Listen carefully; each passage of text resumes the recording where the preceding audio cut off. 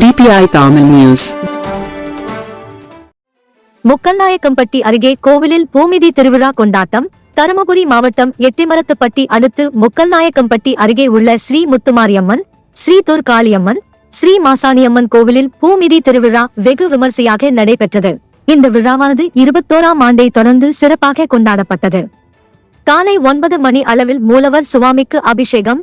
காலை 10:30 மணி அளவில் முத்துமாரியம்மன் சுவாமி ஊர்வலம், கங்கை பூஜை, பால்குடம், அலகு குத்துதல், கரகம் எடுத்தல், தீச்சட்டி, கரகாட்டம் போன்ற நிகழ்ச்சிகள் மேள தாளங்களுடன் சிறப்பாக நடைபெற்றது.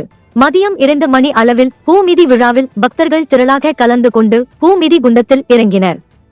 இவ்விழாவினை கோவில் நிர்வாகம் சிறப்பாக ஏற்பாடு செய்திருந்தனர்.